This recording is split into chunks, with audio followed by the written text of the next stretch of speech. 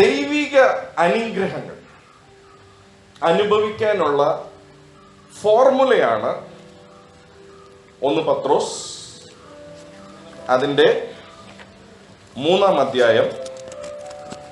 1 പത്രോസ് അതിൻ്റെ 3-ാം അധ്യായം അതിൻ്റെ 9-ാമത്തെ വാക്യത്തിൽ എഴുതി വച്ചിരിക്കുന്നത്. അവിടുന്ന് നമ്മൾ തുടങ്ങുക. കഴിഞ്ഞ ആഴ്ച നമ്മൾ അവിടെയായിരുന്നു സ്റ്റോപ്പ് ചെയ്തത്. അവിടെ നിന്ന് നമ്മൾ തിരിച്ച് തുടങ്ങാൻ പോവാം. കഴിഞ്ഞ ആഴ്ച നമ്മളത് ഫോർമുലയിൽ വന്ന് നിന്നു. പക്ഷെ ഇന്ന് ആ ഫോർമുലയിൽ നിന്ന് നമ്മൾ ഒരിക്കൽ കൂടെ തുടങ്ങാൻ പോകുക. അതുകൊണ്ട് ആ വാക്യം ഒരിക്കൽ കൂടെ വായിക്കപ്പെടുന്നു. ശ്രദ്ധിക്കുക. ദോഷത്തിന് ദോഷവും, ദോഷത്തിന് പകരം ദോഷം, ശകാരത്തിന് പകരം ശകാരവും. അതായത് ദോഷത്തിന് പകരം ദോഷം ചെയ്യാതെ ഇരിക്കണമെങ്കിൽ, ദോഷത്തിന് പകരം ദോഷം ചെയ്യാതിരിക്കണമെങ്കിൽ അതിന്റെ അർത്ഥം എന്നാന്ന് വെച്ചാൽ ഞാൻ വിട്ടുകൊടുക്കുന്നവനായിരിക്കണം. എനിക്ക് വിട്ടുകൊടുക്കുന്ന ഒരു മനോഭാവം വേണം. 2, ശകാരത്തിന് പകരം ശകാരം. ദൈവമക്കളുടെ ജീവിതത്തിൽ ചില ശകാരങ്ങൾ അവർ കേൾക്കേണ്ടി വരും. മാതാപിതാക്കന്മാര് ഒരു അധികാരമാണ്, അപ്പനാക്കി വെച്ചിരിക്കുന്ന അധികാരം. ഭർത്താവ് ഒരു അധികാരം, പാസ്റ്റർ ഒരു അധികാരം, ദൈവ പൈതലിനെ കറക്റ്റായിട്ടുള്ള വഴിയിൽ നടത്താനായിട്ട്. അപ്പം ഈ ലോകത്തിലുള്ള എല്ലാ അധികാരങ്ങളും, നമ്മൾ ജോലി ചെയ്യുന്ന സ്ഥലത്ത് നമ്മളുടെ സൂപ്പർവൈസർ ഒരു അധികാരം. അപ്പൊ അവിടെ എല്ലാം നമ്മൾ ശകാരം ചിലപ്പം കേൾക്കേണ്ടി വരും. പക്ഷെ ശകാരത്തിന് പകരം ശകാരമല്ല, അവിടെ വിനയപ്പെടണം. അപ്പൊ ആദ്യത്തെ കാര്യം വിട്ടുകൊടുക്കണം, 2ാമത്തെ കാര്യം വിനയപ്പെടണം, 3ാമത്തെ കാര്യം പറയുക പകരം ചെയ്യാതെ നിങ്ങൾ അനുഗ്രഹം അനുഭവിക്കേണ്ടതിന് വിളിക്കപ്പെട്ടതുകൊണ്ട് അനുഗ്രഹിക്കുന്നവരായിരിക്കും. അപ്പം അനുഗ്രഹം അനുഭവിച്ചതിന് ശേഷം അല്ല മറ്റുള്ളവരെ അനുഗ്രഹിക്കുന്നത്. പക്ഷെ ഞാൻ മറ്റുള്ളവർക്ക് ഒരു അനുഗ്രഹമാകാൻ തുടങ്ങുമ്പോൾ ഞാൻ അനുഗ്രഹം അനുഭവിക്കുന്നവനായി തീരും. എന്ന് വെച്ചാൽ മറ്റുള്ളവരുടെ ജീവിതത്തിൽ ഞാൻ വിതയ്ക്കുന്നവനായിരിക്കണം, സഭയിൽ ഞാൻ വിതയ്ക്കുന്നവനായിരിക്കണം. നമ്മുടെ ഈ മീറ്റിങ്ങുകൾ ഓരോ കുടുംബങ്ങൾ സ്പോൺസർ ചെയ്യുമ്പോൾ അവർ നിങ്ങളുടെ ജീവിതത്തിലേക്ക് വിതയ്ക്കുക. ഈ കേൾക്കുന്ന ദൈവവചനം അനേകർക്ക് അനുഗ്രഹമാകുന്നു, അനേക സൗഖ്യങ്ങൾ നടക്കുന്നു, അനേകരുടെ വിടുതലുകൾ നടക്കുന്നു. അപ്പൊ അവരത് സ്പോൺസർ ചെയ്യുമ്പോൾ അവർ ചെയ്യുന്നത് എന്താണെന്ന് വെച്ചാൽ ഇത്രയും പേരുടെ ജീവിതത്തിലേക്ക് ഒരുമിച്ച് അവർ വിതയ്ക്കുക. അതുപോലെ ഈ ഇവിടെ ഒരു കസേര എടുത്തിടുന്നത് തൊട്ട് ഒരു ഗ്ലാസ് വെള്ളം കൊടുക്കുന്നത് തൊട്ട് അതെല്ലാം ഒരു വിത്താണ്. മറ്റുള്ളവരുടെ ജീവിതത്തിൽ ഞാൻ എന്തെല്ലാം ചെയ്യുന്നു അതൊരു വിത്താണ്. അപ്പോൾ അനുഗ്രഹം അനുഭവിക്കാനുള്ള ഫോർമുല നമ്മൾ പഠിച്ചു. അത് ഇത്രയേ ഉള്ളൂ: വിട്ടുകൊടുക്കുക, വിനയപ്പെടുക, വിതയ്ക്കുക. ഇത് 3ഉമാണ് അനുഗ്രഹത്തിന്റെ ഫോർമുല. നൗ ഇത് വളരെ എളുപ്പമാണ്. ഈ ഫോർമുല പഠിക്കുന്നത് വളരെ എളുപ്പമാണ്. നമ്മുടെ ജീവിതത്തിൽ നമ്മൾ നല്ലതാണെന്ന് പഠിച്ച പല കാര്യങ്ങളും പക്ഷെ നമ്മളെ കൊണ്ട് ചെയ്യാൻ സാധിക്കുന്നില്ല. ഇന്നത്തെ നമ്മുടെ ചിന്താ വിഷയം അതിലേക്കാണ് പോകുന്നത്. എനിക്ക് നല്ലപോലെ മനസ്സിലാകുന്നുണ്ട് അനുഗ്രഹം അനുഭവിക്കണമെങ്കിൽ ഇത് 3ഉം അത്യാവശ്യം. ഞാൻ വിട്ടുകൊടുക്കുന്നവനായിരിക്കണം, വിനയപ്പെടുന്നവനായിരിക്കണം, വിതയ്ക്കുന്നവനായിരിക്കണം.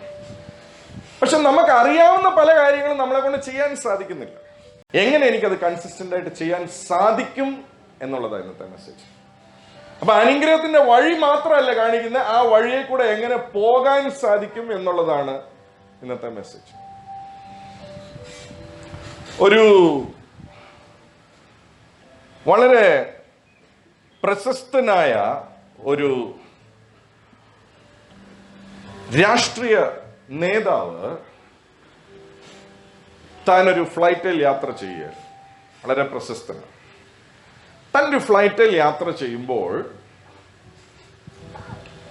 ആ ഫ്ലൈറ്റിൽ ഒരു വിശ്വാസി ഉണ്ടായിരുന്നു. അപ്പം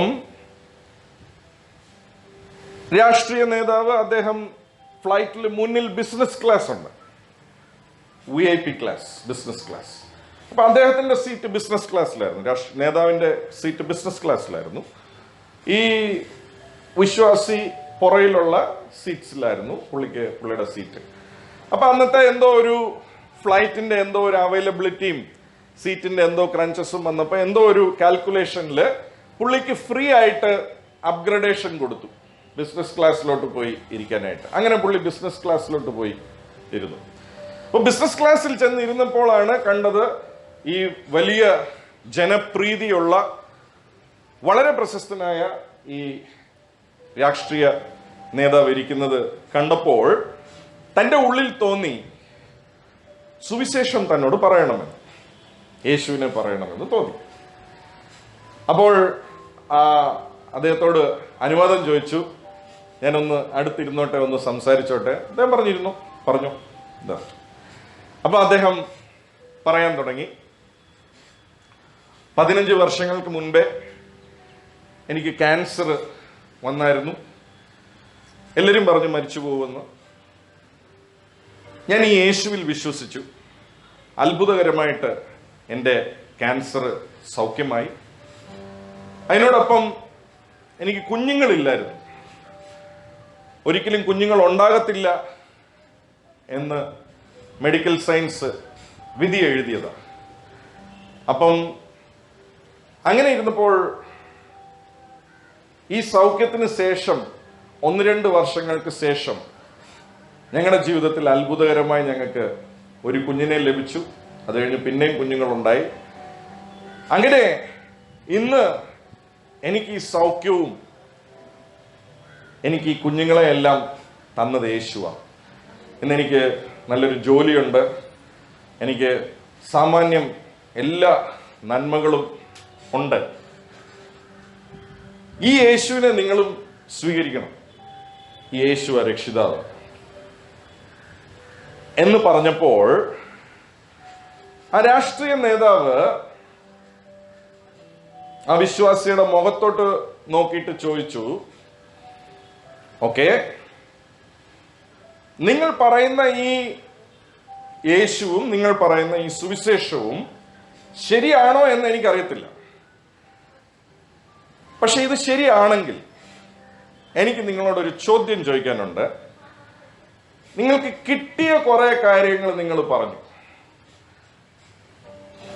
ഈ യേശു നിമിത്തം നിങ്ങൾക്ക് എന്തെങ്കിലും നഷ്ടമുണ്ടായിട്ടുണ്ടോ എന്നൊരു ചോദ്യം ചോദിച്ചു. അപ്പം പുള്ളി പറഞ്ഞില്ല, ഒരു നഷ്ടം ഉണ്ടായിട്ടില്ല. എനിക്ക് നന്മകൾ മാത്രമേ കിട്ടിയിട്ടുള്ളൂ. ഞാനിപ്പോ പറഞ്ഞ എല്ലാ നന്മകളും എനിക്ക് കിട്ടി. അത് പറഞ്ഞപ്പോൾ ആ രാഷ്ട്രീയ നേതാവ് അവിശ്വാസിയുടെ മുഖത്ത് നോക്കിയിട്ട് പറഞ്ഞു, നിങ്ങൾ പറയുന്ന ഈ സുവിശേഷം ശരിയാണോ എന്ന് എനിക്കറിയത്തില്ല. നിങ്ങൾ പറയുന്ന യേശു ജീവിക്കുന്നുണ്ടോന്നും അറിയത്തില്ല. നിങ്ങൾ പറയുന്നു ജീവിക്കുന്നു, നിങ്ങൾ പറയുന്നു അദ്ദേഹം നിങ്ങൾക്ക് വേണ്ടി മരിച്ചു എന്ന്, നിങ്ങൾ പറയുന്നു നിങ്ങൾക്ക് അദ്ദേഹം സമാധാനം തന്നു, സ്വസ്ഥത തന്നു, സൗഖ്യം തന്നു, കുഞ്ഞുങ്ങളെ തന്നു, ഇതെല്ലാം തന്നു എന്ന്. പക്ഷേ ഞാൻ വിശ്വസിച്ച ഒരു സിദ്ധാന്തത്തിന് വേണ്ടി, ഞാൻ വിശ്വസിച്ച ഒരു രാഷ്ട്രീയ പാർട്ടിക്ക് വേണ്ടി എൻ്റെ യൗവനം മുഴുവൻ ഞാൻ ത്യാഗം ചെയ്തു. ഞാൻ വിശ്വസിച്ച സിദ്ധാന്തം, ഞാൻ വിശ്വസിച്ച ഐഡിയോളജി, ഞാൻ വളർന്നു വന്ന കുടുംബ പാരമ്പര്യത്തിന് വിരോധമായതുകൊണ്ട് എൻ്റെ കുടുംബത്തിൽ നിന്ന് എന്നെ ഇറക്കി വിട്ടു. പക്ഷെ ഞാൻ ആ ഐഡിയോളജിയിൽ വിശ്വസിച്ചുകൊണ്ട് എന്നെ വീട്ടിൽ നിന്ന് ഇറക്കി വിട്ടിട്ടും ഞാൻ അതിൽ നിന്ന് പിന്മാറിയില്ല. നല്ല പഠിത്തമുണ്ടായിട്ട് നല്ല ജോലിക്ക് പോകാമായിരുന്നു. പക്ഷെ ഞാൻ ഏത് സിദ്ധാന്തത്തെ വിശ്വസിച്ചോ, ഏത് ഐഡിയോളജിയെ വിശ്വസിച്ചോ, അതിനുവേണ്ടി എൻ്റെ മുഴുവൻ യൗവന പ്രായവും ഞാൻ ത്യാഗം ചെയ്തു. സംസ്ഥാനത്തിന്റെ അങ്ങോളം ഇങ്ങോളം ഓടി ഈ സിദ്ധാന്തത്തെ ഞാൻ പ്രസംഗിച്ചു. എൻ്റെ ജീവിതത്തിൽ ഒത്തിരി നഷ്ടങ്ങൾ വന്നിട്ടുണ്ട്. എന്നെ പലരും പരിഹസിച്ചിട്ടുണ്ട്. എൻ്റെ ജീവിതത്തിൽ പലതും ഇല്ലാതെ പോയിട്ടുണ്ട്. പക്ഷെ ആ സമയങ്ങളിലെല്ലാം ഞാൻ എന്തിലാണോ വിശ്വസിച്ചത്, ഞാൻ അതിൽ ഉറച്ചു നിന്ന് അത് എത്ര പേരിലേക്ക് എത്തിക്കാൻ പറ്റുമോ അത്രയും പേരിലേക്ക് ഞാൻ എത്തിക്കാൻ നോക്കി. ഇന്ന് എനിക്ക് ജനപ്രീതിയുണ്ട്, ഇന്ന് എനിക്ക് കാറുണ്ട്, ഇന്ന് ഞാൻ ബിസിനസ് ക്ലാസ്സിൽ പറക്കുന്നു, ഇന്ന് എനിക്ക് വീടുണ്ട്, ഇന്ന് എനിക്ക് ഒത്തിരി കാര്യങ്ങളുണ്ട്. പക്ഷേ ഈ സിദ്ധാന്തത്തിന് വേണ്ടി ഞാൻ എൻ്റെ ജീവിതത്തിൻ്റെ ഒരു നല്ല ഭാഗം മാറ്റി വെച്ചതിന് ശേഷമാണ് ഇതെല്ലാം എൻ്റെ ജീവിതത്തിൽ ഉണ്ടായത്.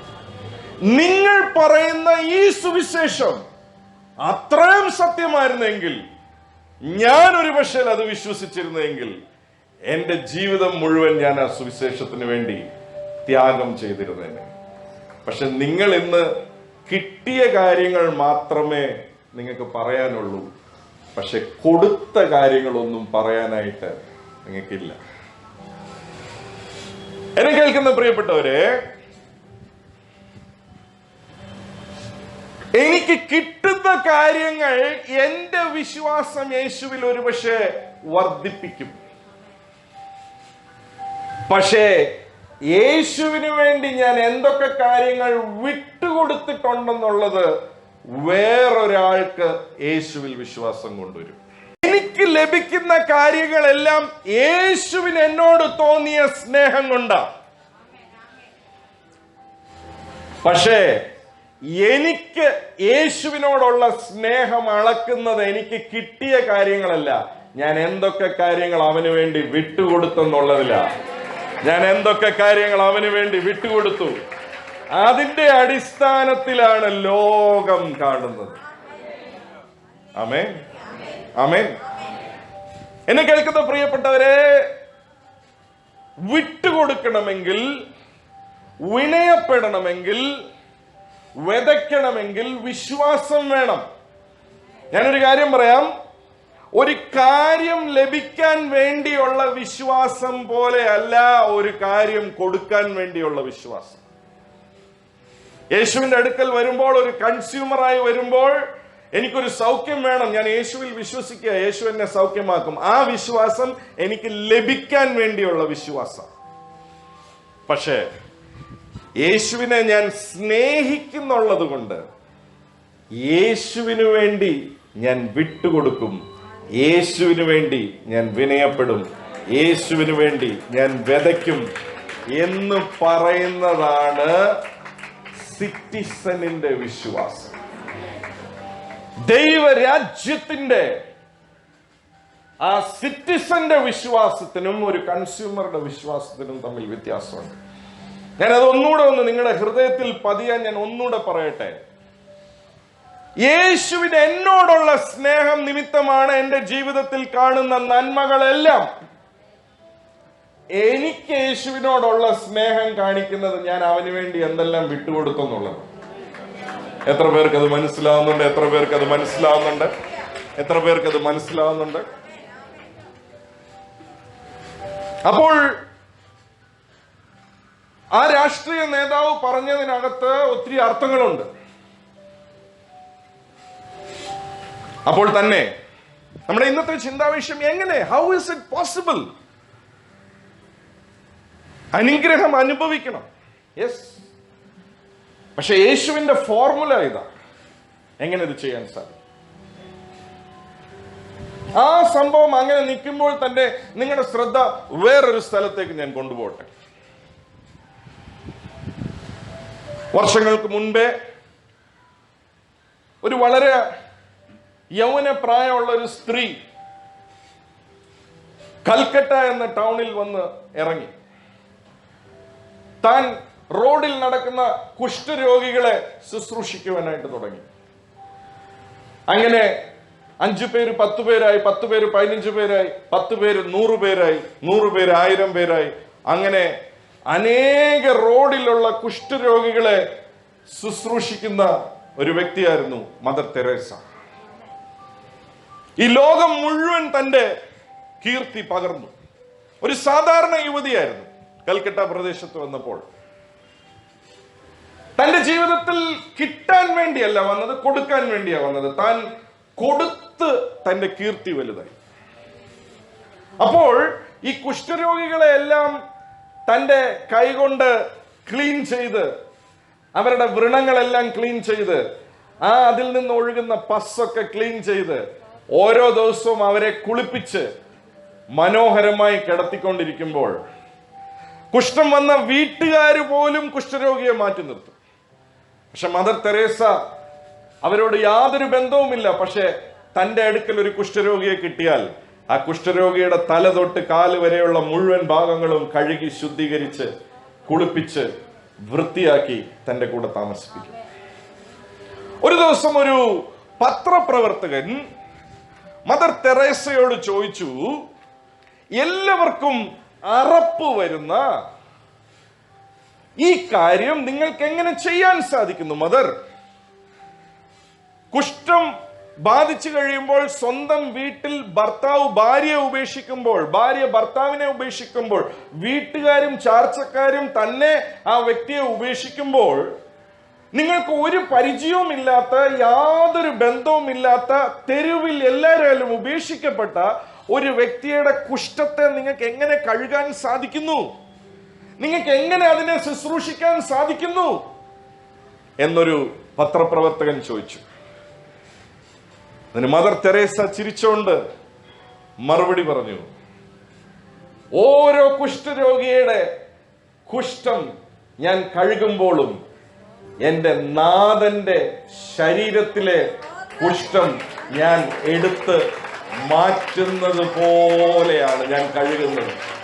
ഞാൻ ഓരോ കുഷ്ഠരോഗിയുടെ കാല് കഴുകുമ്പോഴും എന്റെ യേശുവിന്റെ കാല് കഴുകുന്നത് പോലെ കണ്ടോണ്ടാണ് ഞാൻ കഴുകുന്നത്.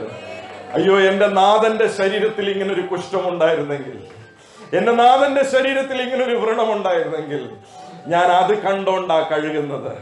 ഞാൻ ആ വ്യക്തിയല്ല കാണുന്നത്, ഞാൻ യേശുവിനെയാ കാണുന്നത്.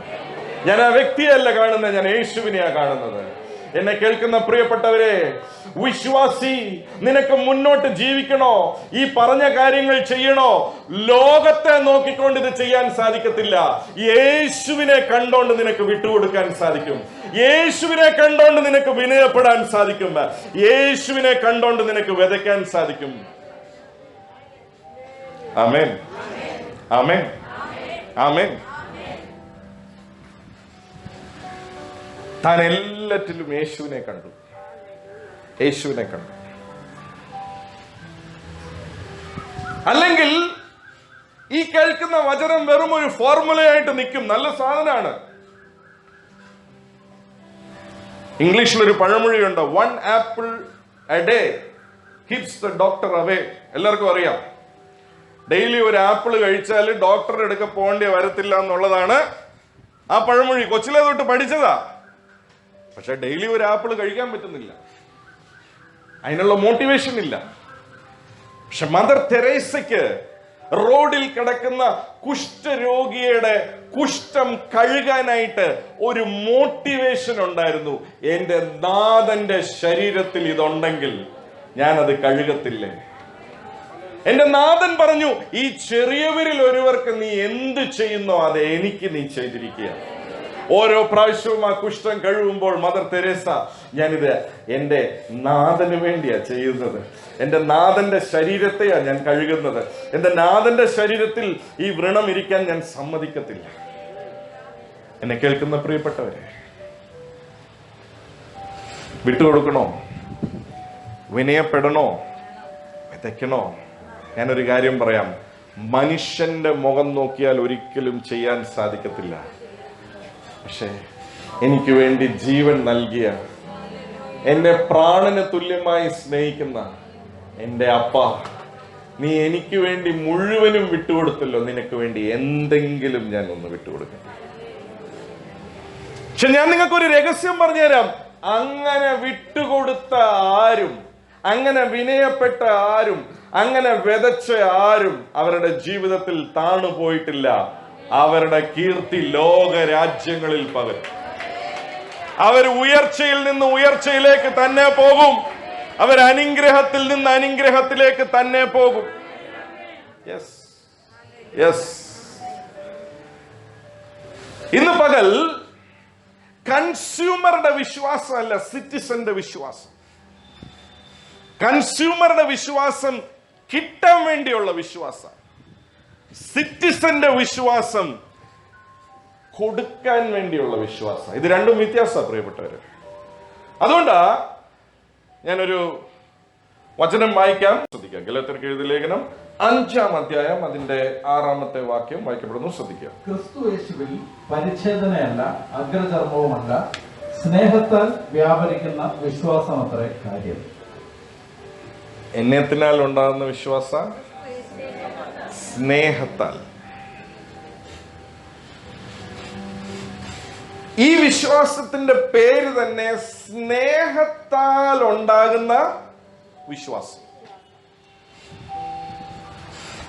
ആ വിശ്വാസം, ബിക്കോസ് ഈ മൂന്ന് കാര്യങ്ങളും ചെയ്യണമെങ്കിൽ, എന്നെ കേൾക്കുന്ന പ്രിയപ്പെട്ടവരെ, അത് വിശ്വാസത്തിന്റെ പ്രവൃത്തിയാ.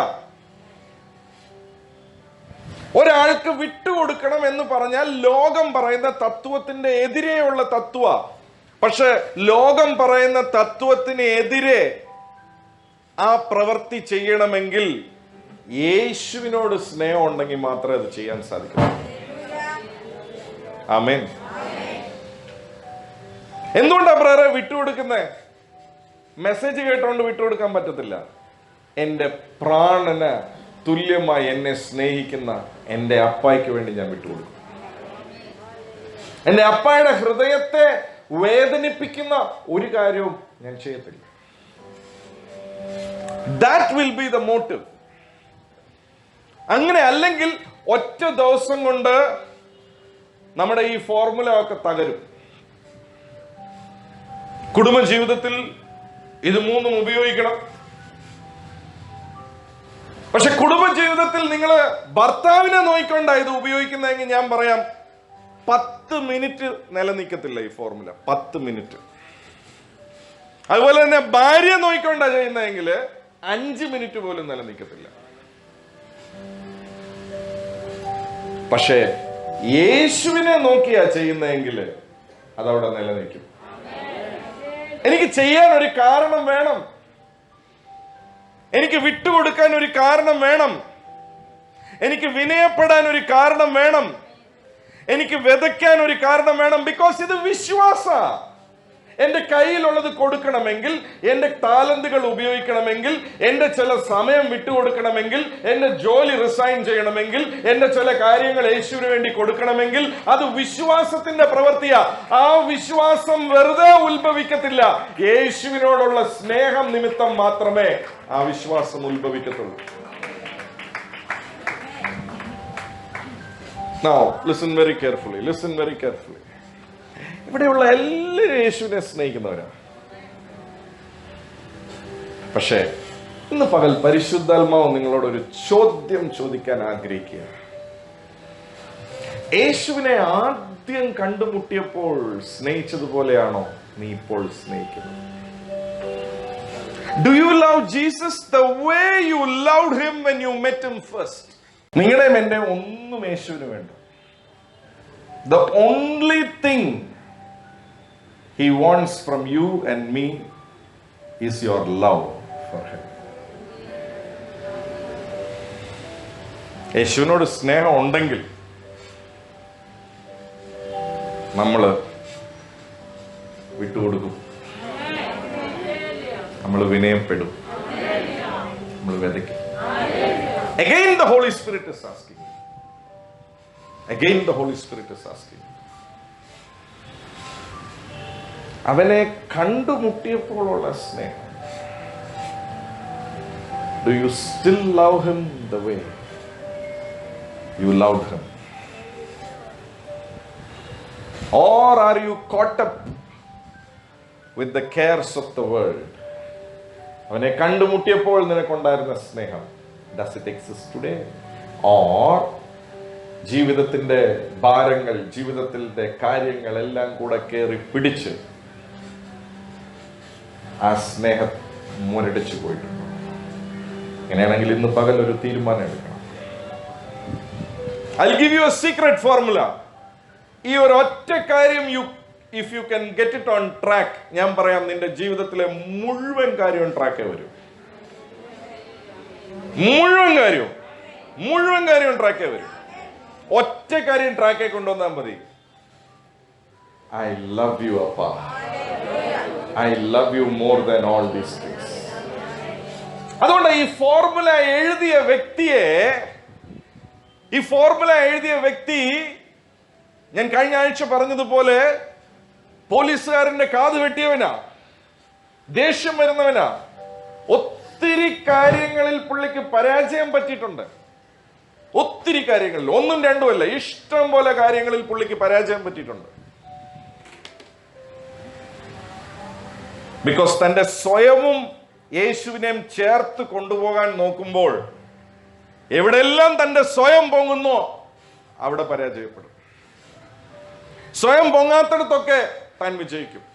അതുകൊണ്ടാ കഴിഞ്ഞ ആഴ്ച നമ്മൾ കേട്ടത്, ഗോതമ്പ് മണി തന്നെ ഇരുന്നാൽ അത് തന്നെ ഇരിക്കത്തേ ഉള്ളൂ.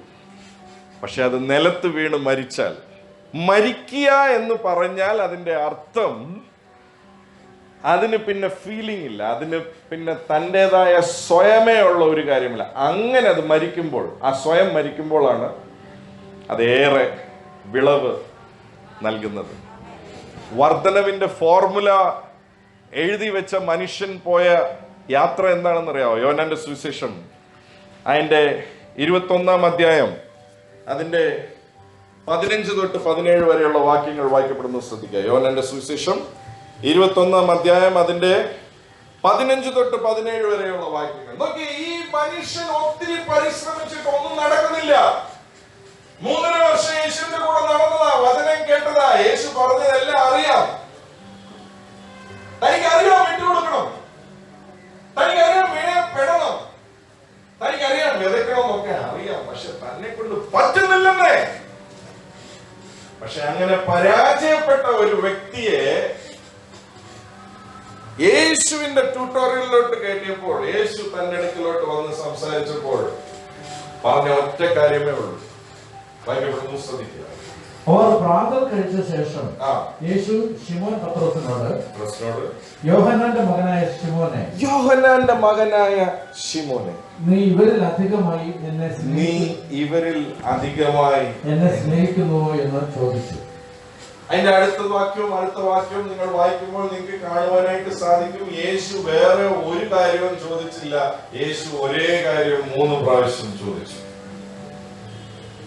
പത്രോസേ, പിന്നെ നീ പരാജയപ്പെടുകയാണല്ലോ, പിന്നെ നീ ശ്രമിച്ചിട്ട് നീ വീണു പോവുകയാണല്ലോ.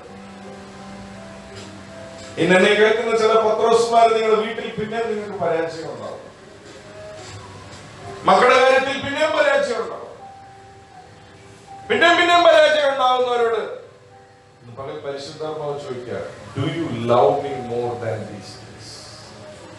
പത്രോസിനോട് ചോദിച്ചു, നീ ഇവരെക്കാളെല്ലാം കൂടുതൽ എന്നെ സ്നേഹിക്കുന്നു?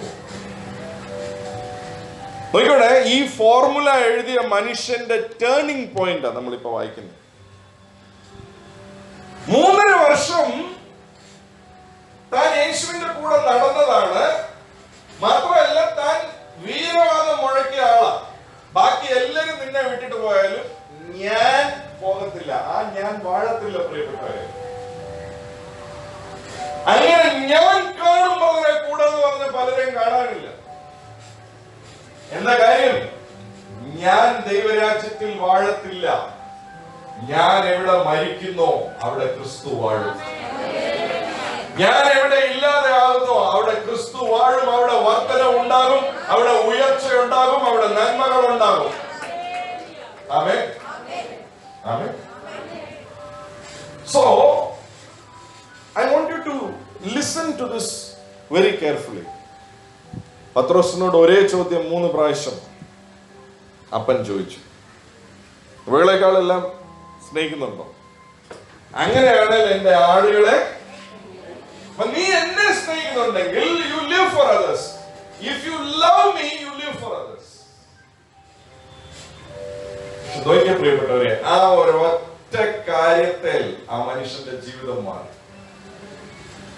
ഇന്ന് ഞാൻ വിശ്വസിക്കുന്നു ഈ ഒറ്റ പ്രസംഗത്തിൽ ചിലരുടെ ജീവിതം മാറും. Don't get confused with too many things. You need only one thing. Love your father more than everything else.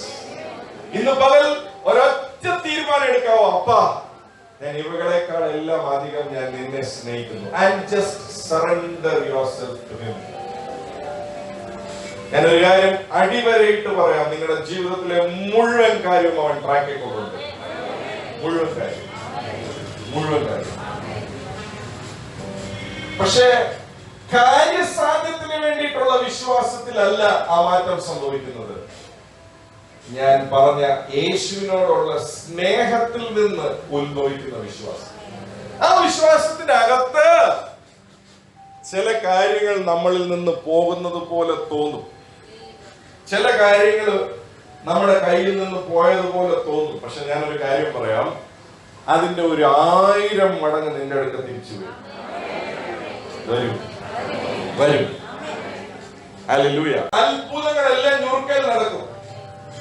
നമ്മുടെ കഴിഞ്ഞ ആഴ്ചത്തെ സെക്കൻഡ് മീറ്റിംഗില് ഒരു ബ്രദർ, അദ്ദേഹത്തിന് ഷുഗർ കാരണം തന്റെ കൈ മടങ്ങത്തില്ല. താൻ പോലും അറിഞ്ഞില്ല. മീറ്റിംഗ് കഴിഞ്ഞപ്പം എന്റെ അടുത്ത് പ്രാർത്ഥിക്കാൻ വന്നപ്പോഴാ താൻ പെട്ടെന്ന് നോക്കിയപ്പോൾ താൻ പോലും അറിഞ്ഞില്ല, അറിയാതെ കൈ മടങ്ങാൻ.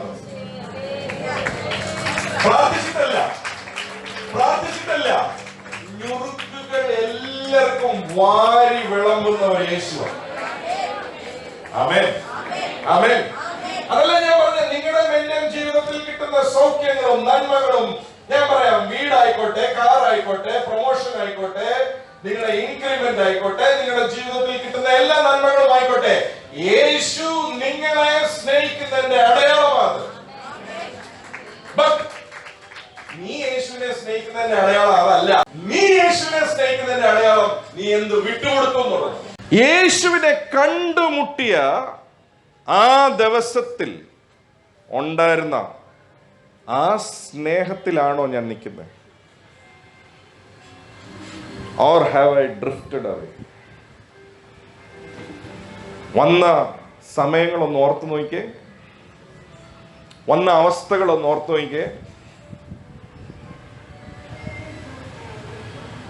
ഒരു ഗതി പരഗതി ഇല്ലാതപ്പോൾ, സകലരും കൈവെടിഞ്ഞപ്പോൾ,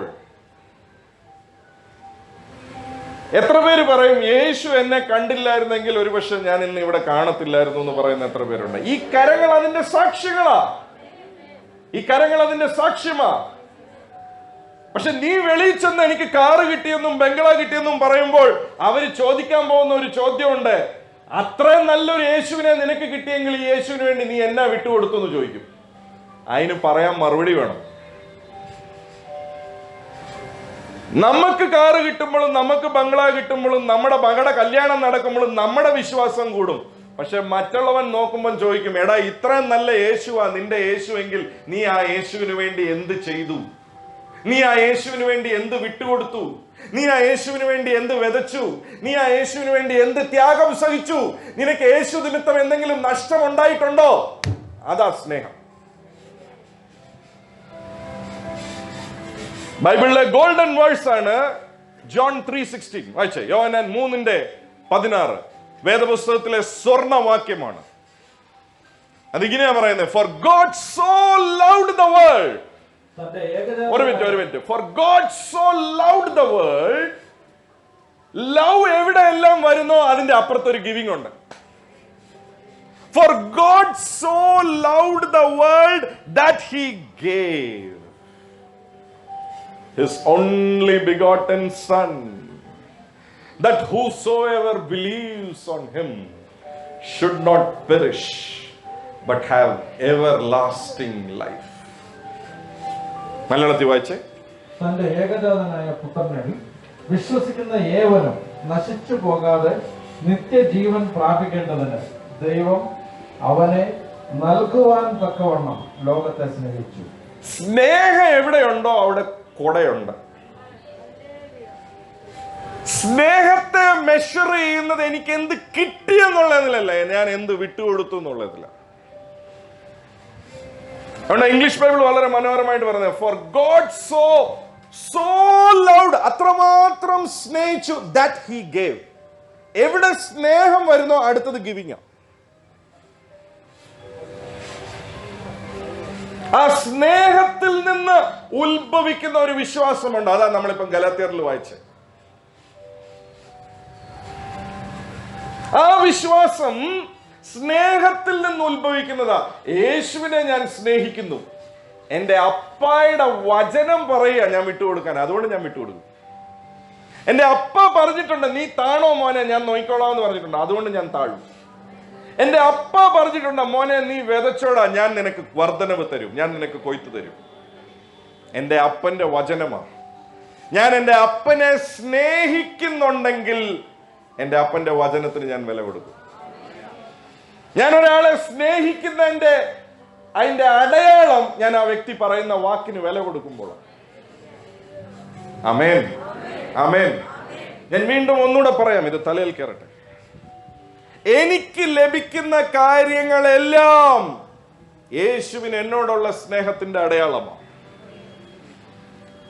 പക്ഷെ ഞാൻ എന്തെല്ലാം വിട്ടുകൊടുക്കുന്നു എന്നുള്ളതാണ് എനിക്ക് യേശുവിനോടുള്ള സ്നേഹത്തിന്റെ അടയാളം. Again, the Holy Spirit is asking me to put the same question. Do you love Jesus the way you found him first? അന്ന് പറഞ്ഞില്ലേ, യേശുവേ നീ എൻ്റെ ജീവനാ, നീ എൻ്റെ പ്രാണനാ, വേറെ ആരും വേണ്ട, എനിക്ക് നിന്നെ മതി. Do you still stay on that same love? ജീവിതത്തിന്റെ എല്ലാ താളപ്പിഴകൾക്കും കാരണം ആ സ്നേഹത്തിന്റെ ട്രാക്കിൽ നിന്ന് വെളിയിൽ പോകുന്ന പ്രിയപ്പെട്ടവർ. സുരക്ഷിതമായ ഒരു സ്ഥലമേ ഉള്ളൂ, ആ തള്ളക്കോഴിയുടെ ചിറകിന്റെ കീഴിൽ. സുരക്ഷിതമായ ഒരു സ്ഥലമേ ഉള്ളൂ, അപ്പന്റെ വീടിനകത്ത്. ഇന്ന് പകൽ ഒറ്റ തീരുമാനം. I am going to push everything out. I just have one agenda in my life, Papa.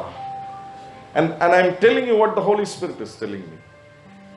ഈ കാര്യം ഇന്ന് ഏറ്റെടുക്കാൻ നീ തയ്യാറാണോ? കൊറോണ ഒന്നും എനിക്കറിയത്തില്ല, ഇരുന്നെഴുന്നേൽക്കുന്നത് പോലെയുള്ള മാറ്റങ്ങൾ പലരുടെയും ജീവിതത്തിൽ നടക്കും. അതുകൊണ്ട് ദൈവരാജ്യത്തെ കുറിച്ച് പറയുമ്പോൾ വിലയേറിയ മുത്ത് കണ്ട ഒരു വ്യാപാരിക്ക് തുല്യം. ആ വ്യാപാരി എന്നെ ചെയ്തു, ഒരു വിലയേറിയ മുത്ത് കണ്ടപ്പോൾ തന്റെ മുഴുവൻ കാര്യങ്ങളും താൻ വിറ്റുപെറുക്കി ആ മുത്ത് പ്രാപിക്കാനായിട്ട്. ആമേൻ. എനിക്കൊരു രഹസ്യം പറയാം. ദൈവരാജ്യത്തിൽ ആരെങ്കിലും നിങ്ങൾ അനുഗ്രഹിക്കപ്പെടുന്ന കാണണമെങ്കിൽ എന്ന് വെച്ചാൽ 112 സങ്കീർത്തനത്തിലും 127 സങ്കീർത്തനത്തിലും 128 സങ്കീർത്തനത്തിലും ഒക്കെ എഴുതി വെച്ചിരിക്കുന്ന കാര്യങ്ങൾ ചിലരുടെ വ്യക്തി ജീവിതത്തിൽ, കുടുംബജീവിതത്തിൽ, അവരുടെ സാമ്പത്തികത്തിൽ, അവരുടെ ആരോഗ്യത്തിൽ ഒക്കെ നിങ്ങൾ കാണുന്നുണ്ടെങ്കിൽ ഈ റൂട്ടിൽ കൂടെ പോയിട്ടാണ് അവരത് പ്രാപിച്ചിരിക്കുന്നത്. നമ്മൾ അനുഗ്രഹത്തിന്റെ വഴിയാ പഠിക്കുന്നത്. പക്ഷെ ഈ വഴിയിൽ സഞ്ചരിക്കണമെങ്കിൽ സ്വന്തം കഴിവിൽ സാധിക്കത്തില്ല പ്രിയപ്പെട്ടവരെ, പറ്റത്തില്ല. അവനെ സ്നേഹിക്കാൻ തുടങ്ങിയ ഇതെങ്ങനെയാ ഞാൻ ഇത്രയും ധൈര്യമായിട്ട് പ്രസംഗിക്കുന്നത്? അനുഭവം. മുഴുവനും തകർന്ന് ഞാൻ പലപ്പോഴും ചിന്തിച്ചിട്ടുണ്ട്, എന്റെ മുന്നിൽ ഒന്നും തെളിയുന്നില്ല, മുഴുവൻ ഇരുട്ടാ, എനിക്കൊരു ഭാവി ഇനി ഇല്ല എന്ന് ചിന്തിച്ച ദിവസങ്ങളുണ്ട് പ്രിയപ്പെട്ടവരെ. എന്റെ ജീവിതത്തിൽ ഞാൻ പറയുന്നല്ലോ, 21-ാം നൂറ്റാണ്ടിൽ ഒരു മുടിയനായ പുത്രൻ ജീവിച്ചിരിപ്പുണ്ടെങ്കിൽ നിങ്ങളുടെ മുന്നിൽ നിൽക്കുന്നവനാണ് ഞാൻ. അതുപോലെ എന്റെ ജീവിതം മുടിഞ്ഞു, അതുപോലെ എന്റെ ജീവിതം മുടിഞ്ഞു. പക്ഷേ എന്റെ കുഞ്ഞിലെ ഞാൻ രക്ഷിക്കപ്പെട്ട സമയത്ത് ഞാൻ ഇതുപോലെ ഒരു മീറ്റിംഗിൽ ഇരിക്കുമ്പോൾ അവിടെ ശുശ്രൂഷിക്കുന്ന ദേവദാസൻ, അദ്ദേഹമാണ് എന്നെ ക്രിസ്തുവിൽ ജനിപ്പിച്ച്. അദ്ദേഹം മരിച്ചുപോയി, ക്രിസ്തുവിൽ നിദ്രയായി, അപ്പന്റെ കൂടെ. അപ്പൊ അത് സ്കൂളിൽ പഠിക്കുക. പക്ഷെ അപ്പൊ ഭയങ്കര ആഗ്രഹമാണ്. അന്ന് എൻ്റെ കയ്യിൽ പൈസ ഒന്നുമില്ല, 5 രൂപ എൻ്റെ കയ്യിലെ പോക്കറ്റ് മണി, വേറെ ഒന്നുമില്ല. എനിക്ക് വളരെ സമ്പന്നരായ മാതാവും പിതാവും ഒന്നും ഇല്ലായിരുന്നു. വളരെ സാധാരണ മിഡിൽ ക്ലാസ് ഫാമിലി, സാധാ ഫാമിലി. അപ്പോൾ ആ ദൈവദാസനെയൊക്കെ കാണുമ്പോൾ എനിക്ക് ഭയങ്കര ആഗ്രഹമാണ്. അയ്യോ, അവർക്ക് നല്ല വസ്ത്രം മേടിച്ചു കൊടുക്കണം, നല്ല ഫുഡ് മേടിച്ചു കൊടുക്കണം, അവരെ നല്ല സ്ഥലത്ത് പാർപ്പിക്കണം. അറിയാതെ എൻ്റെ ഉള്ളിൽ ഒരു സ്നേഹ, എനിക്ക് യേശുവിനെ തന്ന ആളാണ്, ഭയങ്കര സ്നേഹം. പക്ഷെ കൈ പൈസ ഇല്ല. പക്ഷെ അന്ന് എൻ്റെ ഉള്ളിൽ ഞാൻ ആഗ്രഹിച്ച് പ്രാർത്ഥിച്ചതാ, അപ്പാ എന്നെ നീ സാമ്പത്തികമായി അനുഗ്രഹിച്ച് ഉയർത്തിയാൽ ഞാൻ ഇവരെ എല്ലാം ശുശ്രൂഷിക്കും. കൊച്ചിലെ പ്രാർത്ഥിച്ച ഒരു പ്രാർത്ഥന. എൻ്റെ കയ്യിൽ 5 രൂപ ആയിരുന്നു ഉണ്ടായിരുന്നത്, അത് ഞാൻ സ്വത്രാഴ്ച കിട്ടും. അത്രേ ഉള്ളായിരുന്നുള്ളൂ, അതെനിക്ക് കിട്ടും. നോ, ഞാൻ വളരെയധികം നാശത്തിൽ കൂടെ പോയി തിരിച്ച് യേശുവിലേക്ക് വരിക. ഞാൻ അപ്പോൾ കറക്റ്റ് ചെന്നൈയിൽ ട്രാൻസ്ഫർ ആയി പോയി. ഞാൻ ഈ ദൈവദാസന്റെ ഒരു ബർത്ത്ഡേക്ക് ഞാൻ എൻ്റെ കാറിൽ പോയി ചെന്നൈയിലെ ഏറ്റവും വലിയ കേക്ക് ഷോപ്പ്, ആ കേക്ക് ഷോപ്പിന്റെ മുന്നിൽ ഏറ്റവും വലിയൊരു കേക്ക് ഞാൻ ഓർഡർ ചെയ്തിരിക്കുക ഈ ദൈവദാസന് കൊടുക്കാനായിട്ട്.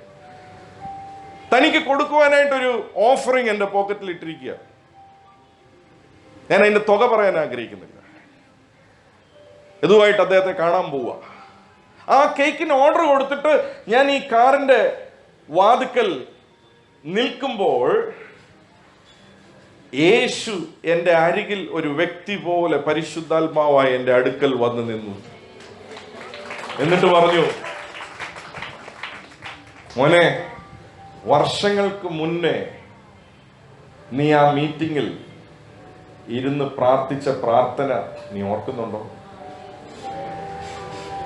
അത് ഒരു കാഴ്ച പോലെ എൻ്റെ മുന്നിൽ, ഞാൻ ഇട്ടിരുന്ന ഷർട്ട് ഉൾപ്പെടെ, ഞാൻ അന്ന് ആ കൊച്ചിലെ ഇട്ടിരുന്ന ഷർട്ട് ഉൾപ്പെടെ എൻ്റെ ദൃശ്യ കണ്ണിൽ എൻ്റെ മുന്നിൽ കൊണ്ടുവന്ന് നിർത്തി. ഞാൻ പ്രാർത്ഥിച്ച പ്രാർത്ഥന, ഇരുന്ന സ്ഥലം, എന്താ പ്രാർത്ഥിച്ച അത് മുഴുവനും യേശു എന്നെ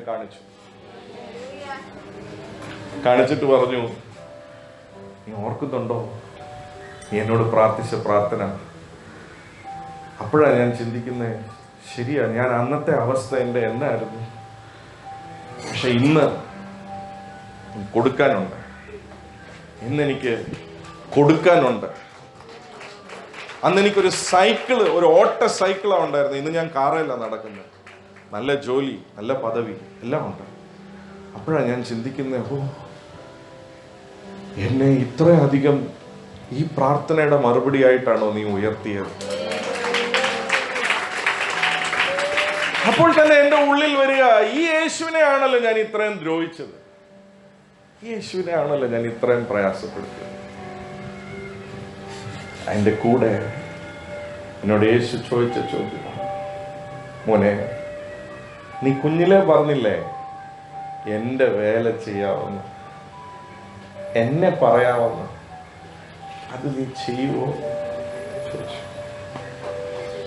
ഞാൻ ആ കാറിന്റെ ഡോർ തുറന്നു, എൻ്റെ കാറിന്റെ അകത്ത് കയറിയിരുന്ന് ഞാനൊരു കുഞ്ഞ് കരയുന്നത് പോലെ ഞാൻ കരയാൻ തുടങ്ങി. ഞാൻ പറഞ്ഞു, അപ്പാ, എന്നെ പോലെ ഒരു മ്ലേച്ഛമായ മനുഷ്യനെ, എന്നെ പോലെ ഒരു വ്യക്തിയെ നീ ഇനിയും സ്നേഹിക്കും, എന്നെ പോലെ ഒരു വ്യക്തിയെ നിനക്ക് ഇനി എങ്ങനെ ശുശ്രൂഷയിൽ എടുത്ത് ഉപയോഗിക്കാൻ സാധിക്കും? എന്റെ ജീവിതം തീർന്നു എന്ന് ഞാൻ ചിന്തിക്കുമ്പോൾ നീ എന്നോട് ചോദിക്കുക, നീ എന്റെ വേല ചെയ്യാം? ഇനി എന്നെ കൊള്ളത്തില്ല കരയുമ്പോൾ ഇന്നെന്ന് പോലെ എൻ്റെ അപ്പൻ എന്നോട് പറഞ്ഞ വാക്കുകൾ ഞാൻ ഓർക്കുന്നു. മോനെ, നിനക്ക് വേണ്ടി ഞാൻ ഒരുക്കിയ പദ്ധതി നിന്നിൽ കൂടെ മാത്രം പൂർത്തീകരിക്കത്തുള്ളൂ. He loves you individually, my brother. He loves you individually, my sister. നിനക്ക് പകരക്കാരനായി ദൈവരാജ്യത്തിൽ വേറെ ആരുമില്ല. നിനക്ക് പകരക്കാരനായി അപ്പന് വേറൊരു മകനില്ല. നിനക്ക് പകരക്കാരനായി അപ്പന് വേറൊരു മകളില്ല. നീ അവന്റെ പൊന്നോമന മുത്ത. നിന്നെ മാറ്റിയിട്ട് സബ്സ്റ്റിറ്റ്യൂട്ട് വേറെ ആരുമില്ല. എങ്ങനെ അറിയാം? അനുഭവം. എങ്ങനെ അറിയാം? അനുഭവം. എന്നെക്കാൾ യോഗ്യതയുള്ള ആയിരക്കണക്കിന് ലക്ഷക്കണക്കിന് ആൾക്കാരുള്ളപ്പോൾ മുടിഞ്ഞ ഈ പുത്രനെയും അപ്പൻ പറഞ്ഞു, മോനെ, എനിക്ക് നിന്നെ വേണം. I want you. Do you still love me? Do you still love me? അന്ന് എന്റെ ജീവിതം ട്രാക്കിൽ കയറാൻ തുടങ്ങി. എനിക്കൊരു കാര്യം പിടികിട്ടി, ഈ ലോകത്തിലുള്ള എല്ലാ കാര്യത്തെക്കാളും എന്റെ അപ്പനെ സ്നേഹിക്കുന്ന സ്നേഹമാണ് വലുതെന്ന്. എങ്ങനെ ആ മുടിയനായ പുത്രന് സുബോധമുണ്ടായപ്പോൾ അവന് മനസ്സിലായോ ഈ ലോകത്തിലുള്ള വസ്തു വകകൾ, പാറ്, ബംഗ്ല എല്ലാറ്റിനേക്കാളും അവന്റെ അപ്പൻ വലിയവനാണെന്നുള്ളത്. അന്ന് അത് പിടികിട്ടി, അന്ന് അവനെ പിടിച്ചതാ. ഇന്നും ഞാൻ ഇവിടെ നിൽക്കാനുള്ള എന്റെ ഏക മോട്ടിവേഷൻ അവനോടുള്ള സ്നേഹം. ഇന്ന് പകൽ, are you motivated my brother? Are you motivated my sister? Are you ready to come back to your first love? അവനോടുള്ള ആദ്യ സ്നേഹത്തിലേക്ക് നീ കടന്നു വരാൻ തയ്യാറാണോ? ഞാൻ പറയാം, നിന്റെ ജീവിതത്തിന്റെ മുഴുവൻ കാര്യങ്ങളും ട്രാക്ക് വരും. നിന്റെ ജീവിതത്തിന്റെ മുഴുവൻ കാര്യങ്ങളും ട്രാക്ക് വരും. അന്ന് യേശു എന്നോട് ചോദിച്ച, do you love me my son? I love you. I said, I don't have anything to give you. എല്ലാം നഷ്ടപ്പെട്ടു പോയി. നീ എനിക്ക് തന്ന നല്ല ജീവിതം, നീ എനിക്ക് തന്ന വിശുദ്ധി, നീ എനിക്ക് തന്ന മുഴുവനും ഞാൻ നശിപ്പിച്ചിട്ടിരിക്കുക. I don't have anything to give you അപ്പ. അന്ന് അപ്പൻ എന്നോട് പറഞ്ഞ, മോനെ, നിന്നെ മതി എനിക്ക്. I just want you and your love. Balance I will take care. ഇന്ന് ഞാനിത് തന്റെ ഇടത്തോടെ ഈ തലസ്ഥാന പട്ടണത്ത് നിന്ന് പറയണമെങ്കിൽ എനിക്കൊരു കാര്യം അറിയാം. അവനെ സ്നേഹിക്കുന്ന ഒരു വ്യക്തിയും തകർന്നു പോകത്തില്ല. അവനെ സ്നേഹിക്കുന്ന ഒരു വ്യക്തിയും നശിച്ചു പോകത്തില്ല. അവന്റെ തലമുറകളെ അവൻ അനുഗ്രഹിക്കും. അവന്റെ കുടുംബത്തെ അവൻ അനുഗ്രഹിക്കും. അവരെ ഉയർച്ചയിൽ നിന്ന് ഉയർച്ചയിലേക്ക് കൊണ്ടുപോകും. ഞാൻ അന്നൊരു കുടുംബജീവിതം സ്വപ്നം പോലും കണ്ടിട്ടില്ല. Because I don't know when I will end myself. എനിക്ക് തന്നെ എന്നെ തീർത്താ മതി എന്നുള്ള അവസ്ഥയിലാണ് ഞാൻ നിൽക്കുന്നത്. പക്ഷെ എന്നെ സ്നേഹിക്കുന്ന ഒരു നല്ല ഒരു ജീവിത പങ്കാളിയെയും സ്നേഹിക്കുന്ന കുഞ്ഞുങ്ങളെയും കൊടുത്ത്, he said, I just want you my son, I just want you. ഇന്ന് പകൽ he is telling you the same thing. He just wants you, brother. He just wants you. He doesn't want anything from you. നിന്റെ അടുക്കൽ നിന്ന് അവൻ ഒന്നും വേണ്ട, അവന് നിന്നെ മതി. Are you ready to surrender yourself to Jesus? Surrender ചെയ്യാൻ തയ്യാറാണോ? ദൈവസന്നിധിയിൽ ചാടി എഴുന്നേക്കാം. Are you ready to surrender? Are you ready to surrender? Are you ready to surrender to him? Close your eyes and talk to him. Close your eyes and talk to him. അപ്പാ, ഞാൻ എൻ്റെ ജീവിതത്തെ നിനക്ക് വേണ്ടി സമർപ്പിക്കുക. ഇന്ന് പകൽ പരിശുദ്ധാത്മാവ് ആരോടൊക്കെ സംസാരിക്കണം. I know in my spirit he is talking to you and he is telling me to pray for you, people who want to commit their life once again. ഇല്ല, എൻ്റെ ആ പഴയ സ്നേഹത്തിൽ നിന്ന് ഞാൻ എവിടെയൊക്കെയോ വ്യതിചലിച്ചിട്ടുണ്ട്. പക്ഷെ ഇന്ന് ഈ സന്ദേശത്തിന്റെ മുന്നിൽ ഞാൻ എന്നെ തന്നെ സമർപ്പിക്കാൻ ആഗ്രഹിക്കുക. എനിക്ക് എൻ്റെ അപ്പായെ സ്നേഹിക്കണം, എൻ്റെ അപ്പായ്ക്ക് വേണ്ടി ജീവിക്കണം, എൻ്റെ അപ്പായുടെ ഹൃദയത്തെ എനിക്ക് തണുപ്പിക്കണം. അങ്ങനെ നിങ്ങളുടെ ജീവിതത്തിൽ ഇന്ന് നിങ്ങൾ ഒരു തീരുമാനം എടുക്കുന്നുണ്ടെങ്കിൽ തോമസുട്ടി ബ്രദറിന് വേണ്ടി കൈ ഉയർത്തരുത്.